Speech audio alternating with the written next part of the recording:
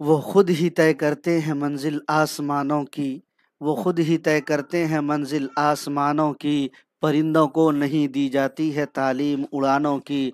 रखते हैं जो हौसला आसमां छूने का, उनको नहीं परवाह कभी गिर जाने की। साथियों, मैं हूं मोहम्मद हारिस आलम। इस्तकबाल करता हूं, खैर मकदम करता हूं, वेलकम करता हूं आपका आपके अपने ही चैनल AR डिजिटल पर। यूजीसी नेट 2024 के लिए आज का ये क्लास नंबर 2 है। तारीख ज़बान उर्दू से मुताल्लिक़ पहला क्लास हम और आपने पढ़ा था। आज की क्लास में तारीख ज़बान उर्दू से मुताल्लिक़ उर्दू के इब्तिदा के मुताल्लिक़ मुख्तलिफ़ नज़रियात, खड़ी बोली के औसाफ, उर्दू साख्त के बुनियादी अनासिर। जी साथियों, इन तीनों टॉपिक को हम और आप पढ़ने वाले हैं, कवर करने वाले हैं। अगर आप भी यूजीसी नेट 2024 की तैयारी कर रहे हैं और आपका सब्जेक्ट उर्दू है, तो आज का टॉपिक, आज के ये क्लास बहुत ही अहम और इम्पोर्टेंट होने वाले हैं।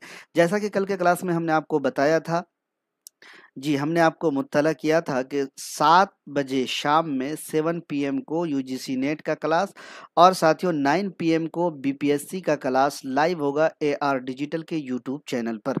तो ठीक 7 बजे हम आपकी खिदमत में हाजिर हैं।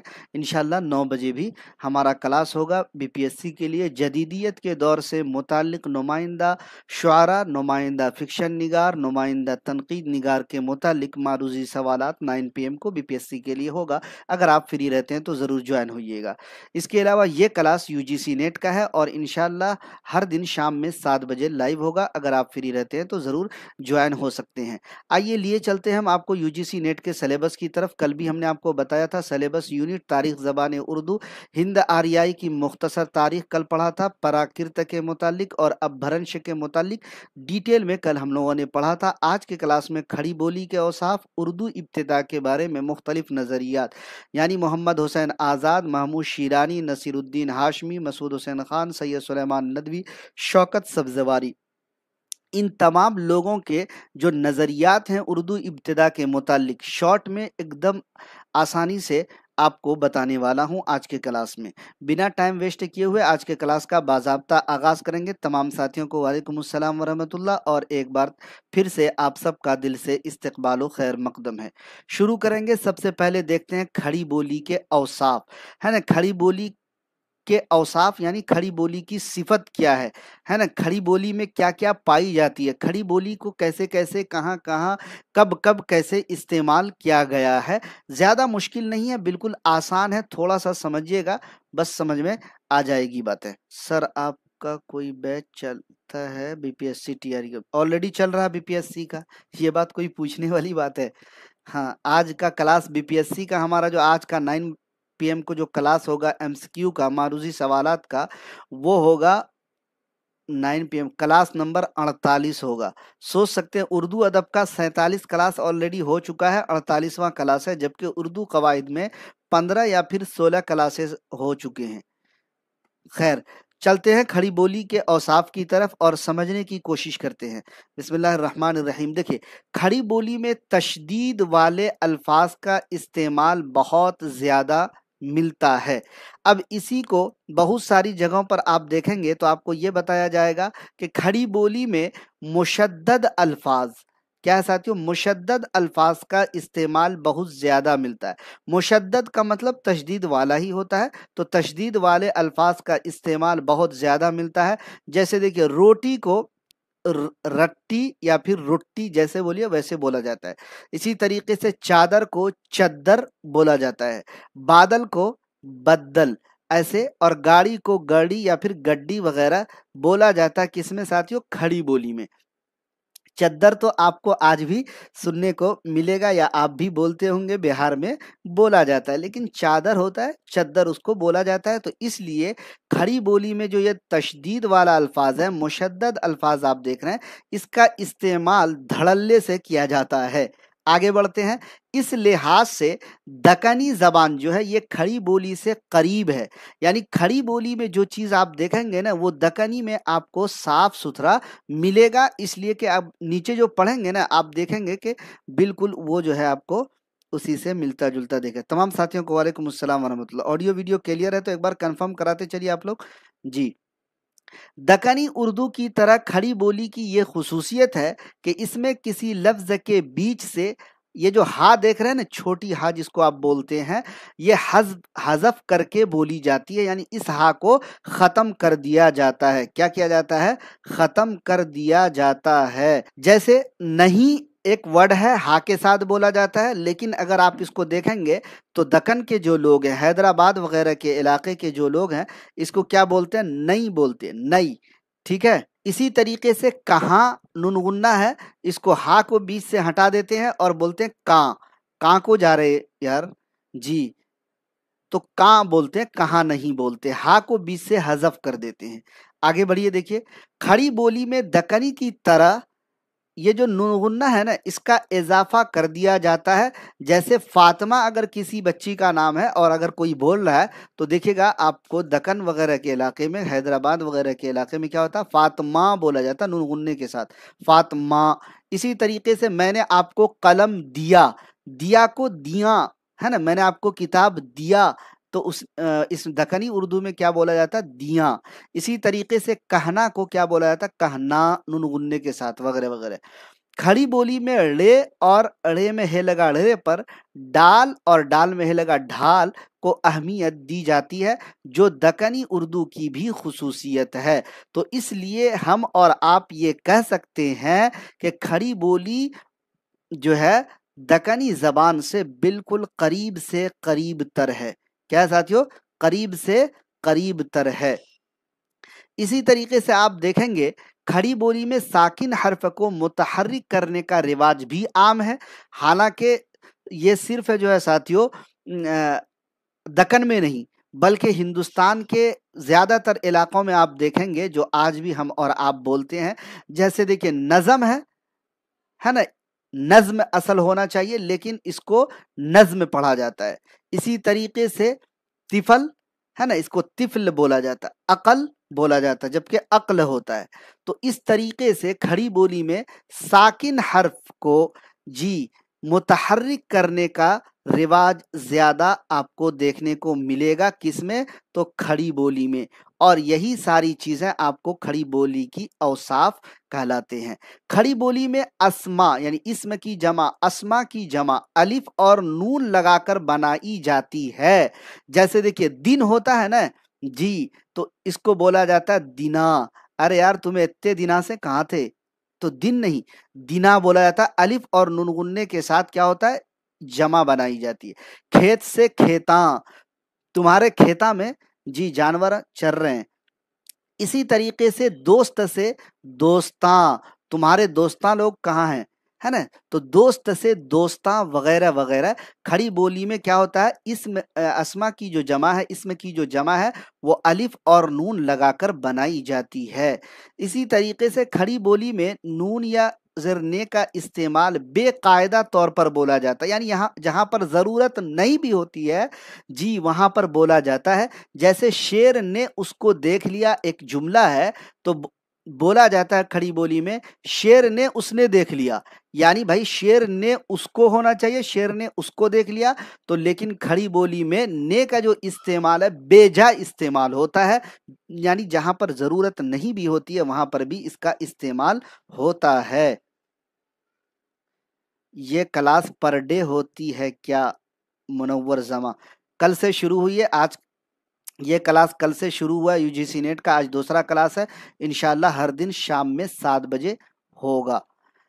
खड़ी बोली में तेरा और मेरा जो ज़मीर होता है ना, यानी तेरी किताब, मेरी किताब, तेरा भाई, मेरा भाई वगैरह वगैरह, ये जो ज़मीर है ना, इस ज़मीर की जगह तुझ और मुझ को बोला जाता है। क्या बोला जाता है? तुझ या फिर मुझ का इस्तेमाल होता है। तो ये सारी चीज़ें अगर आप खड़ी बोली के औसाफ में अगर इन चीज़ों को याद कर लेते हैं तो ये आपको साथियों जी यूजीसी नेट में ये काम आने वाला, क्योंकि ये आपके सिलेबस के बारे में। دوسرا ٹاپک ہے اردو کے ابتدا کے بارے میں مختلف نظریات۔ کیا کیا نظریات ہے؟ دیکھیے، اردو زبان کے آغاز کے سلسلے میں ماہرین لسانیات کے مختلف نظریات ہیں۔ اردو کی ابتدا و آغاز کے بارے میں کئی مختلف نظریات ملتے ہیں۔ یہ نظریات آپس میں اس حد تک متضاد ہیں کہ انسان چکرا کر رہ جاتا ہے، انسان سمجھ نہیں پاتا کہ کیا کرنا ہے اور کیا نہیں کرنا۔ آئیے دیکھیں، کتنا ہم نے آپ کو آسانی سے سمجھانے کے لیے اس کا ٹرک نکالا۔ دیکھیے، محمد حسین آزاد نے اردو کا ابتدائی سرچشمہ برج بھاشا میں تلاش کیا۔ دیکھیے، یو جی سی نیٹ نے جن کو سلیبس میں رکھا ہے، جیسے محمد حسین آزاد کو، محمود شیرانی کو، نصیر الدین ہاشمی کو، مسعود حسین خان کو، سید سلیمان ندوی، شوکت سبزواری، ان تمام لوگوں کو رکھا ہے۔ ہر ایک لوگوں کے بارے میں ہم پڑھیں گے۔ تو سب سے پہلے محمد حسین آزاد کے بارے میں، تو محمد حسین آزاد کا ماننا ہے کہ اردو کا ابتدائی سرچشمہ برج بھاشا۔ ان کا کہنا ہے کہ اتنی بات ہر شخص جانتا ہے کہ ہماری اردو زبان برج بھاشا سے نکلی ہے اور برج بھاشا خالص ہندوستانی زبان ہے۔ انہوں نے اپنا نظریہ، اپنی تصنیف آب حیات، ان کی جو تصنیف ہے، مشہور تصنیف ہے آب حیات میں پیش کیا۔ اردو کو برج بھاشا سے برج سے ماخوذ کرنے کا نظریہ سب سے پہلے روڈو والف ہورنلے نے پیش کیا۔ یہ بھی ایک ماہر لسانیات ہے، روڈو والف ہورنلے نے پیش کیا۔ کس سے؟ برج بھاشا سے ماخوذ جو کرنے کا نظریہ ہے، محمد حسین آزاد سے پہلے روڈو والف ہورنلے نے پیش کیا۔ آزاد سے قبل یہ امن نہیں، امن دہلوی مت سمجھ لیجیے گا، سر سید امام بخش صاحبانی اور آزاد کے بعد سید شمس اللہ قادری نے اردو کو برج کے ساتھ منسوب کیا ہے۔ لیکن ماہرین لسانیات کا کہنا ہے کہ آزاد وغیرہ کی یہ رائے کسی لسانی تجزیے پر مبنی نہیں، بلکہ ان لوگوں نے روایتاً اس خیال کا اظہار کر دیا۔ ماہرین نے لسانی تجزیہ کی روشنی میں یہ بات ثابت کرنے کی کوشش کی ہے کہ ان دونوں زبانوں میں ماں بیٹی کا رشتہ نہیں بلکہ بہنوں کا رشتہ ہے۔ گویا کہ اس کا ماخذ کیا نکلا؟ تو دوستو، اس کا ماخذ یہی ہے کہ محمد حسین آزاد کا ماننا ہے کہ اردو جو ہے یہ برج بھاشا سے نکلی ہے۔ اب بات کرتے ہیں محمود شیرانی کی۔ عابد حسین سر، کورس کیسے جوائن کریں؟ ہمارا کانٹیکٹ نمبر آپ کے اوپر والی اسکرین پر پٹی پر آ رہا ہوگا، جی آپ کے اسکرین پر اوپر والی پٹی پر آ رہا ہوگا، آپ وہاں سے کانٹیکٹ کر سکتے ہیں۔ اب بات ہوگی محمود شیرانی کی۔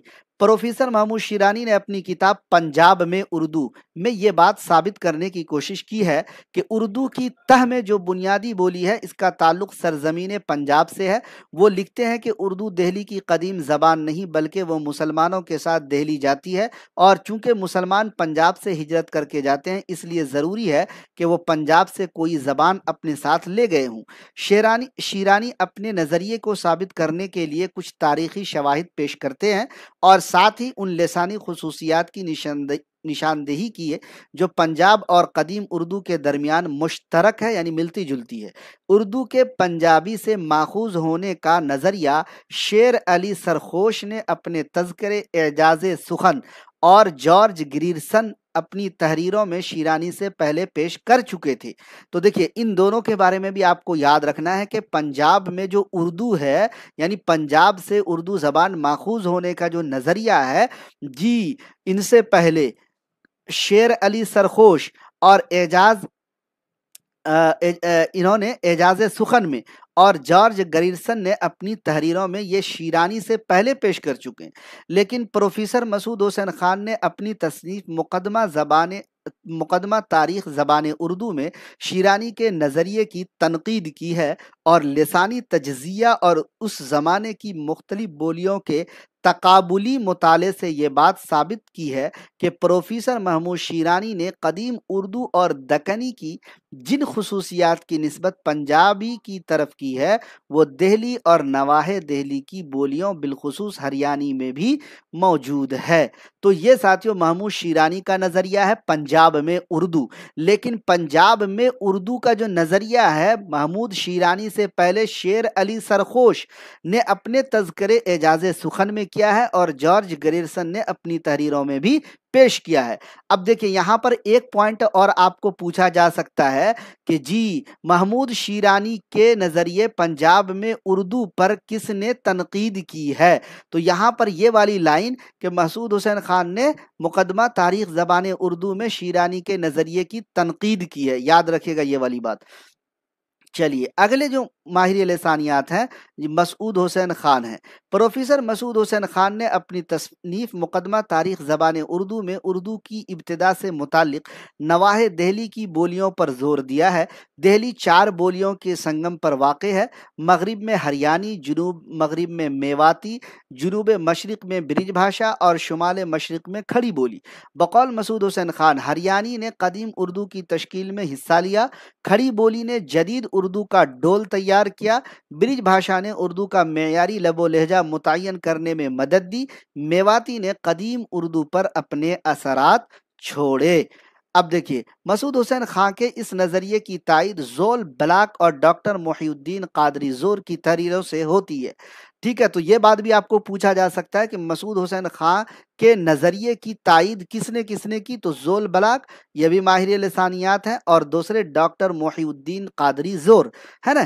لیکن ان دونوں ماہر لسانیات نے صرف ہریانی کی اہمیت سے متعلق بعض اشارے کیے ہیں، جبکہ مسعود حسین خان نے لسانی تجزیوں پر پرکھ کر اسے مستقل نظریہ کے طور پر پیش کیا ہے۔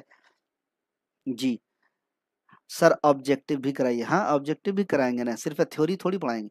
اب بات کرتے ہیں سید سلیمان ندوی کی۔ تو سید سلیمان ندوی نے اپنی تصنیف نقوش سلیمانی میں اردو کی جائے پیدائش سندھ کو قرار دیا ہے۔ ان کا قرین قیاس یہی ہے، چونکہ مسلمان سب سے پہلے سندھ میں آئے، چنانچہ عربی و سندھی کے میل جول سے اردو زبان تیار ہوئی۔ وہ لکھتے ہیں کہ جسے ہم اردو کہتے ہیں، اس کا حیولہ وادی سندھ میں تیار ہوا۔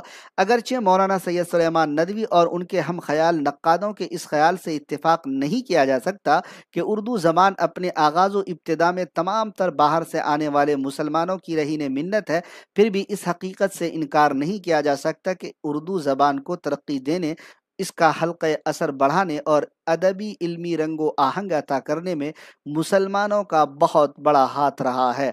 تو پتہ یہ چلا کہ سید سلیمان ندوی کا ماننا ہے کہ جو اردو زبان ہے، اس کا جائے پیدائش جو اس کی وہ سندھ ہے، اور قرین قیاس ان کا یہی ماننا ہے کہ مسلمان سب سے پہلے سندھ میں آئے، اسی لیے جو ہے اس کا حیولہ سندھ میں تیار ہوا اور اردو زبان کی جائے پیدائش سندھ ہے۔ اور یہ بات یہ اپنی کس تصنیف میں لکھتے ہیں، تو نقوش سلیمانی میں۔ اب دیکھیں نصیر الدین ہاشمی کی بات کرتے ہیں۔ نصیر الدین ہاشمی، انہوں نے اپنی تصنیف دکن میں اردو میں معاف کیجیے گا، انہوں نے اپنی تصنیف دکن میں اردو میں یہ بات ثابت کی ہے، چونکہ مسلمان سب سے پہلے کارو منڈل میں آئے، چنانچہ ان کے اور مقامی بولیوں کے ربط و ضبط سے روح سب سے پہلے دکن میں پیدا ہوئی۔ اردو، بھائی یہاں پہ دیکھیے ٹائپنگ مسٹیک ہے، ربط و ضبط سے اردو سب سے پہلے دکن میں پیدا ہوئی، لیکن ان کی یہ بات صحیح نہیں ہے، کیونکہ جو مسلمان دکن میں آئے ان کی زبان عربی تھی، دکن کی زبان دراوڑی تھی۔ عربی اور دراوڑی زبان کے ربط سے ایک تیسرے لسانی خاندان ہند آریائی کی بولی کا وجود میں آنا ممکن نہیں لگتا۔ ٹھیک ہے، خیر لگتا یا نہیں لگتا یہ تو الگ بات ہے، لیکن آپ کو سوال پوچھے جائیں گے کہ نصیر الدین ہاشمی کا کیا ماننا ہے، ان کا اردو کی ابتدا کے بارے میں ان کا کیا نظریہ ہے، ان کا کیا خیال ہے۔ تو نصیر الدین ہاشمی کا ماننا ہے کہ اردو دکن سے پیدا ہوئی، دکن میں مارز وجود میں آئی، اور یہ بات یہ اپنے کس تصنیف میں لکھتے ہیں، تو دکن میں اردو اس تصنیف میں لکھتے ہیں۔ کبھی کبھی یہ سوال بھی بنتا ہے کہ دکن میں اردو کے مصنف کون ہیں، تو دکن میں اردو کے مصنف نصیر الدین ہاشمی ہیں۔ اب بات کرتے ہیں ڈاکٹر شوکت سبزواری اور سہیل احمد بخاری۔ ڈاکٹر شوکت سبزواری نے اپنی تصنیف داستان زبان اردو، سہیل احمد بخاری نے اپنی تصنیف اردو کے روپ اور ان کے تتبع میں، تتبع کا مطلب یہاں پر ہے ان کے اتباع میں، ان کی پیروی میں، گیان چند جین نے کھڑی بولی کو اردو کا اصل قرار دیا ہے۔ ان کا خیال ہے کہ اردو زبان کی تہ میں پائی جانے والی بولی دہلی، مغربی یوپی اور میرٹھ کے نواح میں بولی جانے والی زبان ہے، اور ان علاقوں میں بولی جانے والی زبان کھڑی بولی کے علاوہ کوئی دوسری زبان نہیں تھی۔ تو یہ شوکت سبزواری اور سہیل احمد بخاری کا ماننا ہے۔ گاندھی جی گاؤں والے، سر بی پی ایس سی کی کلاس کیوں نہیں ہو رہی ہے؟ بھائی گاندھی جی گاؤں والے، آپ کو سو رہے ہیں کیا بھائی؟ کل بھی کلاس ہوا تھا بی پی ایس سی کا، اور آج بھی بی پی ایس سی کا کلاس 9 PM کو ہوگا، जदीदियत के दौर से मुतल्लिक मारूजी सवालात होंगे 9 PM को। अगर आप फ्री रहते हैं तो 9 PM को ज़रूर ज्वाइन होइएगा। क्लास हर दिन हो रहे हैं, बीच में 2 दिन नहीं हुआ था। खैर, आखिर में आप लोगों के लिए एक ऑफर भी देने वाला हूं। और एक बात यहाँ पर, ये क्लास बीपीएससी वाले को भी काम में आएगा। एक चीज देखिएगा, इम्तिहान के नजरिए से मुख्तसरन उर्दू की इब्तिदा के नजरियात इस तरह से आप याद रख सकते हैं। कैसे? मोहम्मद हुसैन आजाद का मानना है कि उर्दू ब्रिज भाषा से निकली है और शाहजहां के दौर में तकमील को पहुंची। इस तरीके से आसानी से याद कर सकते हैं, यहाँ पर शॉर्ट में हमने कर दिया है। सैयद सुलेमान नदवी का मानना है कि उर्दू ज़बान के आगाज़ का सेहरा सिंध के सर बांधते हैं, क्योंकि मुसलमान सबसे पहले इसी खित्ते में आकर आबाद हुए थे। मीर अमन देहलवी का मानना है कि उर्दू अकबर के दौर में पैदा हुई और शाहजहां के दौर में फ़रोग पाई। सर सैयद का मानना है कि उर्दू दिल्ली की ज़बान है। मसूद हुसैन खान का मानना है कि सरजमीन दिल्ली और गिरदो नवाह के को उर्दू की जाए पैदाइश, ये बताते हैं।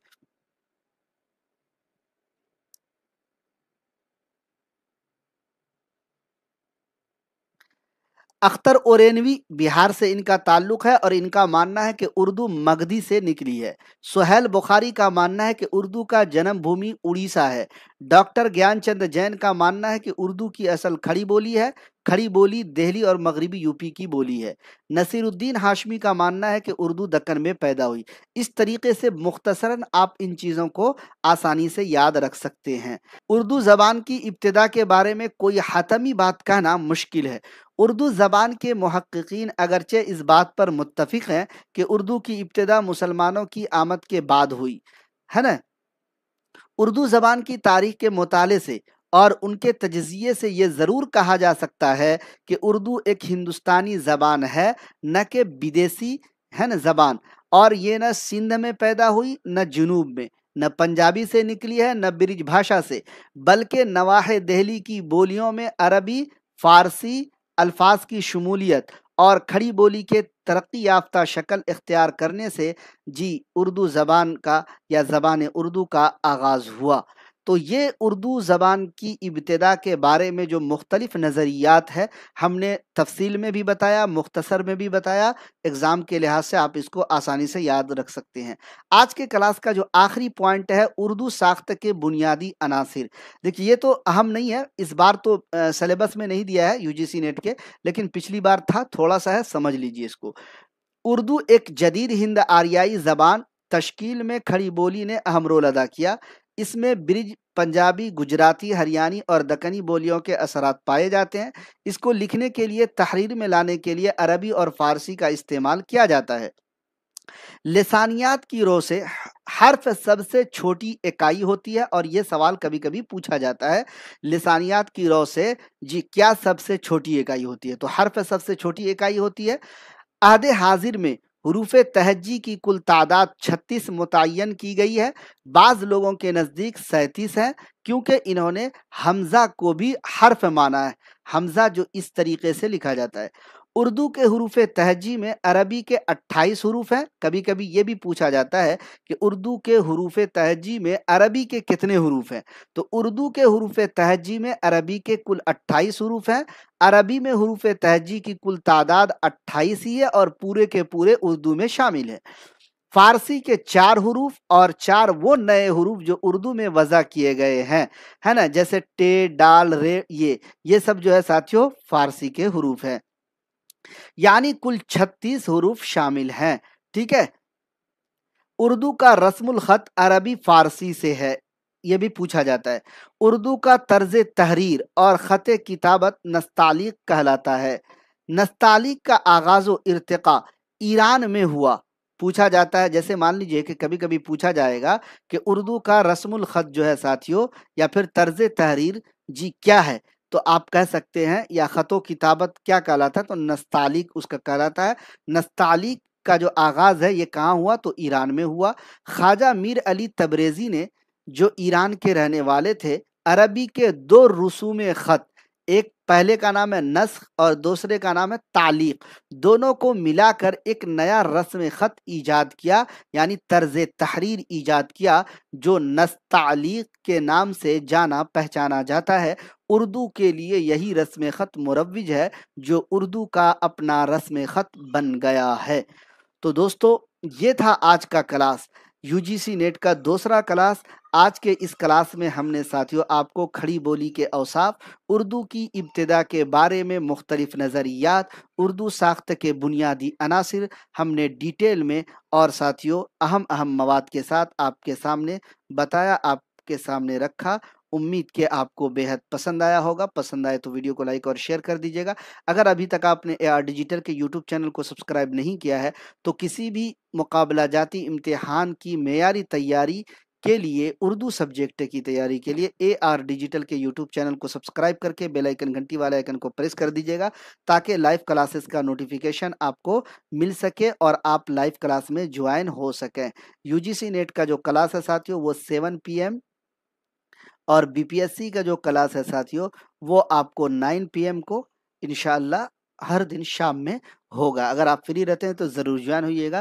سی ٹی ایٹ کا بھی کلاس جلد شروع ہونے والا ہے۔ جو لوگ سی ٹی ایٹ کی تیاری کرنا چاہ رہے ہیں رابطے میں رہیں، ہمارے واٹس ایپ گروپ ٹیلی گرام چینل پر جوائن رہیں، انشاءاللہ مکمل معلومات آپ کو ملتی رہیں گی۔ لنک آپ کو ڈسکرپشن میں مل جائے گا۔ اگر آپ کو کوئی بھی رہنمائی چاہیے تو ساتھیوں ہمارا کانٹیکٹ نمبر آپ کی اسکرین پر اوپر والی پٹی پر آ رہا ہوگا، ضرور آپ وہاں سے رابطہ کر سکتے ہیں۔ اس کے علاوہ یو جی سی نیٹ کا جو کل کا کلاس ہوگا، اردو کا ابتدائی زمانہ، اردو ساخت کے بنیادی عناصر تو ہم لوگوں نے پڑھ لیا، دکنی اردو کی لسانی خصوصیات، اس میں سبیرس، قطب مشتری، قلی قطب شاہ، ولی، سراج اورنگ آبادی وغیرہ کے متعلق کل کے کلاس میں پڑھیں گے۔